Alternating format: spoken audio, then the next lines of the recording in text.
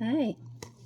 So, I really don't know why I'm awake other than maybe I had some of my mom's delicious sea moss that she makes way too late in the evening. But since I'm up, I've been wanting to do something for the past few days here with my Aglaonema. Aglaonema? Yeah, Aglaonema. I call it Chinese evergreen. It keeps me from messing it up and sounding ignorant like I probably just did. So, this is what I've been doing. My mom had two of these, about this size, but not quite as full. This does have a couple of leaves more. I decided I wanted to propagate one, and yeah, so got cut. All right, so this has been propagating in water. Hopefully, you can see how amazing these roots are. And because I think I might want it to be more full, I actually think I'm about to cut this maybe twice. The cuttings for propagating need to be 4 to 6 inches. 4 to 6 inches. And in this case, these roots started off white, and you might be able to see how some are white and some are green. And because they started turning green, I decided that's good enough and I can go ahead and plant. In fact, I do have one here. I don't know if you can see it, but one or two on the ends are starting to turn a little brown and mushy. And that's my signal from the plant that's saying it's time to plant it, because white is okay, green is okay. Mushy, brown, root rot about to set in. So I have been growing this in glass, propagating it in glass and rainwater, and I've been adding to. I'm not gonna lie, I haven't been necessarily changing the rainwater, but I have been adding to the rainwater like at least once a week. So what I decided to do is that I'm going to propagate it again. I'm going to cut it again. I'm going to cut the bottom 4 to 6 inches, and I'm going to use as a growing agent for the part of the stem that I do place in dirt that has less roots. I'm going to use some of the growth serum that is in aloe. So each of my plants is making a little bit of a transition today. My aloe plant does have a really beautiful backstory. It used to be a small piece that came off of my sister's aloe plant that was maybe smaller than this, if I'm being honest, but it fell over, and when it fell over, a small piece broke off, and my mom decided to share it with me and to give me a piece. And when she did that, I wound up having an aloe vera plant. And ironically, now my sister does not. Bless her heart. So my goal is to one day have her to accept a piece off of this one, because there's a lot of babies sprouting up, and I would love to be able to give back to her a part of what she gave to me. But she's not as into plants as I am, so I don't know if she'll accept it. In fact, she was ready for me to take it away from her house not but a few months ago, so we'll see. I'm gonna still try to bless her and give her a portion back. So I've got on my gloves, and now I'm about to do the big chop. And ultimately, if I had a goal for this plant, it would be maybe to grow out a portion of it so nice that I could give it back to my mom, so that it's like she hasn't even lost anything.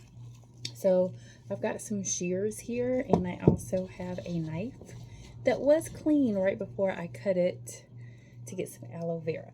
So, all right, sit this down for a second. I've got some sanitizer and some cotton here. Okay, just wipe this off for sanitation purposes.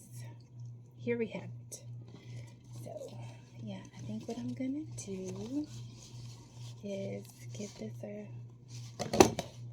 little karate chop. I love this Aglaonema plant because it is not very needy when it comes to light. I've had it in one of the back rooms in a window that doesn't get much light, and it has definitely thrived. I think I've gotten at least 2 leaves in about 2 months.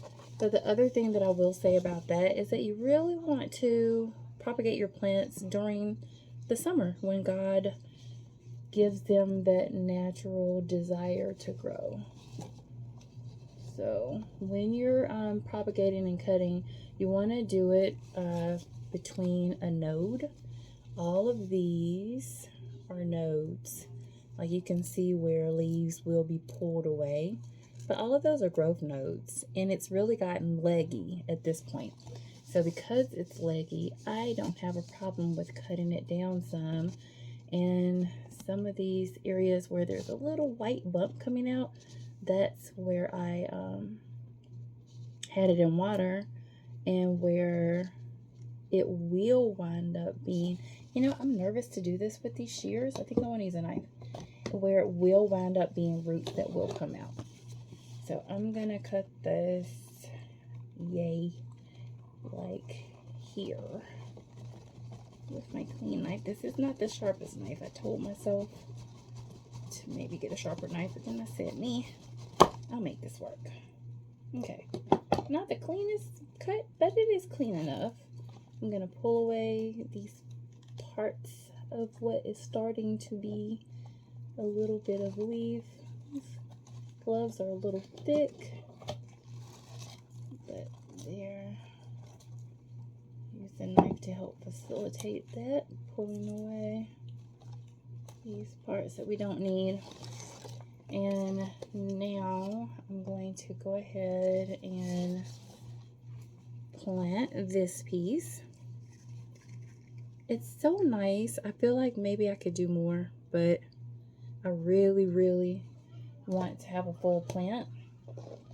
So I've got some soil with some perlite, and what you want to do is make sure that you've got a pot that is big enough for your roots, but not too big. If it's too big, you also have a greater chance of root rot. And I said I might take away some of that root that was looking a little bit sus, so I'm gonna take that off really quickly here. The sus looking root that was starting to be a teeny little bit mushy. I'm removing that so that we got a healthy start here in the dirt. Okay, and now for my aloe leaf, what you want to do is get some of that good old gel. Aloe vera is good for so much, so I'm moistening up that gel on the inside, and I don't know if you can see it, but I'm just giving it a nice little smattering all around here. I've seen this done with stuff like fruit plants and seeds too, and I'll just say it, nature's snot that God makes is really good for stuff. Sounds gross, but it's good. So we're gonna try to put both of these in here. I hope that this is gonna be the right size. That's my hope. I kinda am tempted to put it back in water because I know these are gonna grow, but then how will I be able to speak to and take a look back at the actual growth process for dirt versus water? So this other part that has grown such beautiful roots has been in water probably for 2 or 3 months now, and I think it's recommended that you give it like at least 2 months or so. I've given it probably 2 or 3 at this point. Not necessarily the best at remembering some exact dates unless I write them down. Didn't write it down, but it does feel like it's probably been 2 or 3 months. So at this point, we're basically done. I want to show you the finished product, but give me a second, and then we'll do a voila reveal moment. All right, so gloves off for me to do the finishing touches. All right, be right back.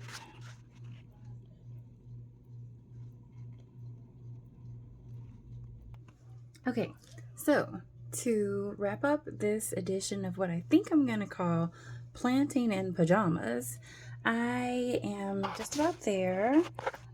Camera around. So it's a little bit fuzzy, eh? The handy dandy pajamas.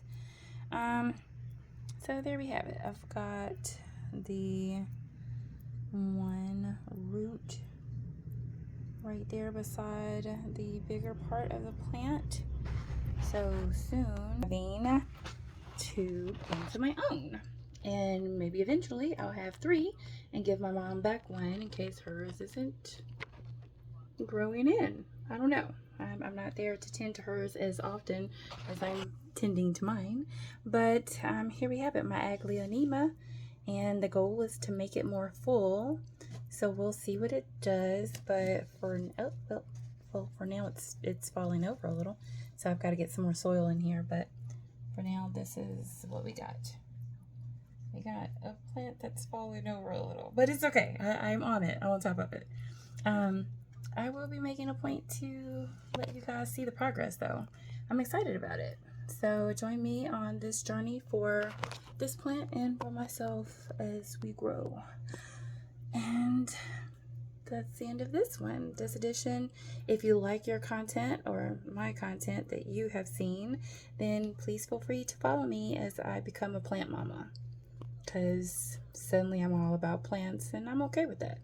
Thanks for joining. Thank you for watching. Please like and subscribe.